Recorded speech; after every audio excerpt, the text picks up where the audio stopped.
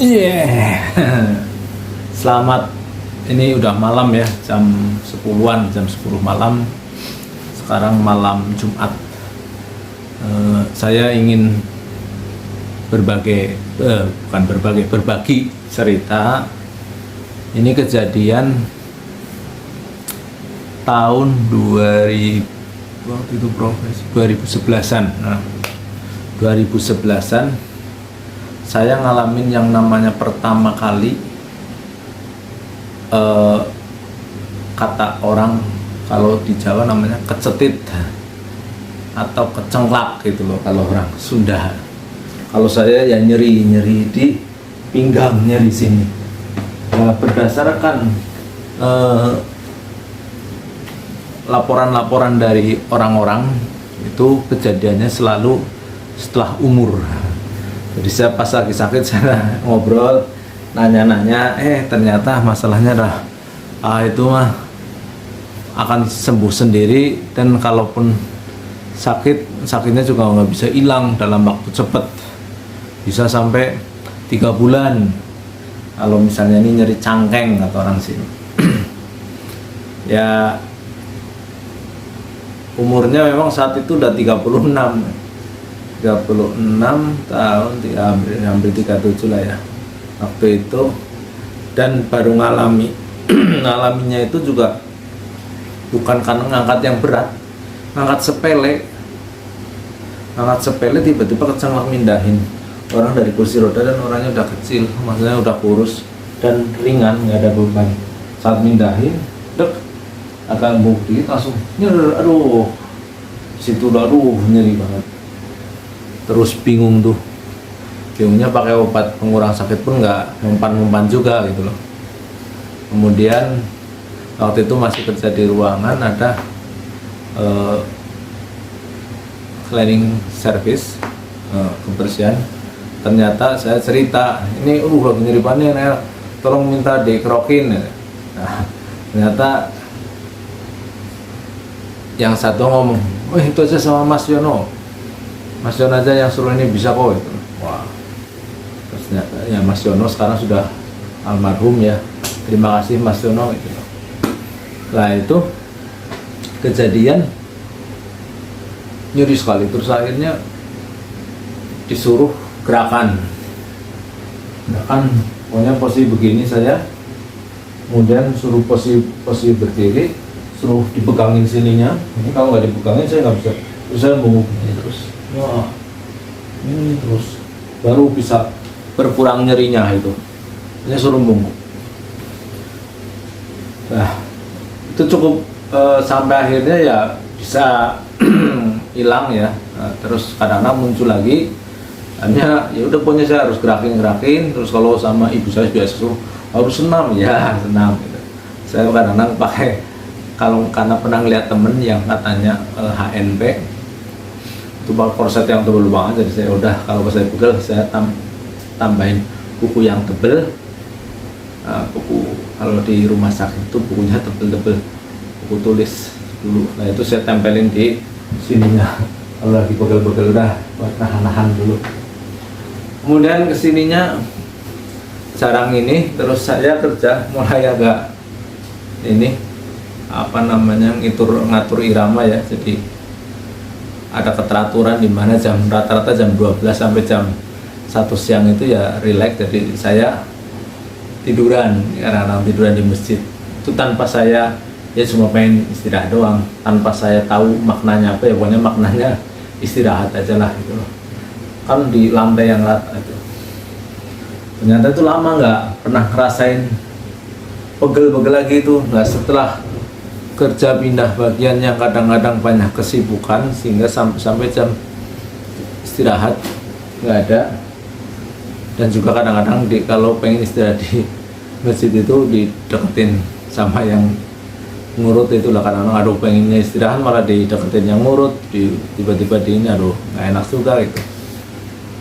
Nah akhirnya pas ada pertemuan saya coba nanya iseng sama fisioterapi ya, saya kadang-kadang pegel itunya itu di ilmu fisioterapi gimana sih gitu loh. Hanya saya dikasih tahu, yaudah itu aja, rebahan di tempat rata gitu. Ya sambil pikir-pikir lah saya, oh gitu, ya udah saya anggap itu bagus gitu loh. Artinya pasti nasihat orang yang namanya sekolah ya pasti akan banyak terujinya lah gitu loh. Terus saya coba mempraktekkan beneran gitu loh, posisinya begini nih, posisinya rata aja, rentang aja gitu. Udah ini aja, lurus saja. Nanti dia sambil merem atau zikir lah ya. Ternyata dalam waktu ya 1 menit lebih itu sampai 5 menit itu kerasa kayak ada yang jalan di tubuh, seolah-olah aliran darah apa ini ngalir itu loh. Udah gini aja. Nah itu saya memberikan testimoni ini karena terbukti gitu loh. Ketika saya dulu banyak tiduran pada saat jam habis sholat duhur ya, duhur jamaah, terus tiduran rentang, banyak nggak ngeluh gitu loh. Baru oh berarti ini ya udah terbukti benar. Nah sekarang sudah mulai ketemu tekniknya gitu loh. Jadi ya udah akhirnya kalau nggak sempat sibuk ya udah malam hari sebelum tidur saya gelaran aja tikar. Kadang-kadang kalau lagi adem saya pakai matras ya, nanti saya tunjukin, tapi matras bekas anak saya. Tapi kalau nggak adem aja saya langsung di lantai aja sebentaran sambil ini, ternyata lumayan efektif.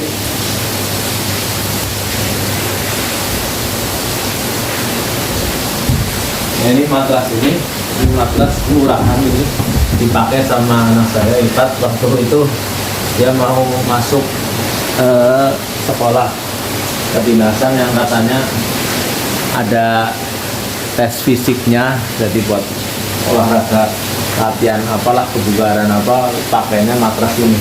Nah terus setelah ya udah benar keterima sih gitu. Nah ini kadang-kadang kita pakai kalau lagi suasana adem.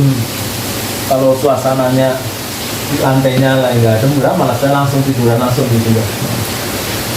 Nah itu seperti ada aliran-aliran yang ngalir. Jadi ini teknik yang bisa diterapkan pada orang-orang yang sudah usia ya, kalau saya kena pertama umur 36 ya mungkin ada yang baru 40 baru kena.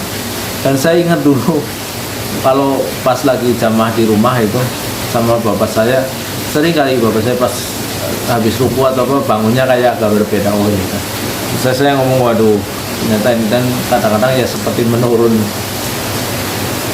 apa pola yang ini agak menurun, keluhannya relatif agak sama gitu. Nah akhirnya ketemulah dengan itu. Jadi dengan terlentang di tempat yang rata itu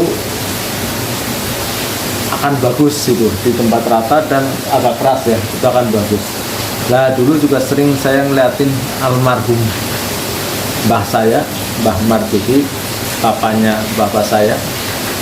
Itu kan rumah bapak saya itu di Purwokerto sono ada terasnya. Nah itu kalau siang-siang dulu inget kan Purwokerto itu walaupun dekat Gunung Slamet tapi panas kadang-kadang kalau siang hari. Nah itu almarhum mbah dulu itu sering rebahan tiduran sampai tiduran bener di teras. Kenapa kok nggak di terasnya sendiri? Ternyata mbah saya nggak punya teras rumahnya lah. Bapak saya, anaknya mbah saya berarti ya bapak saya punya teras dan terasnya bersih. Kenapa? Karena dia sering dipel. Terus ibu saya kan ibu rumah tangga, jadi ya jagain sampai ini terus. Jadi ibaratnya ketika ada ayam buang kotoran di situ langsung dibersihin lagi. Jadi terasnya terawat. Walaupun belum pakai keramik ya, masih pakai tegel, tapi bersih dulu gitu. Itu semoga yang tahu bahwa bagaimana cara mengatasi nyeri pinggang bisa seperti itu dulu, nggak usah mikir macem-macem banget. oh ini gimana nanti ini, coba rebahan di tempat yang rata. Kalau itu kurang berhasil lagi ya banyak ada sedekah. Siapa tahu memang lagi tegur suruh banyak sedekah. Oke, di malam ini saya sampai di sini dulu. Mudah-mudahan teman-teman bisa ngambil manfaat. Syukur-syukur cocok. Jadi terapi yang murah dan meriah, tapi memiliki manfaat yang besar untuk mengatasi pinggang yang sering nyeri. Selamat malam.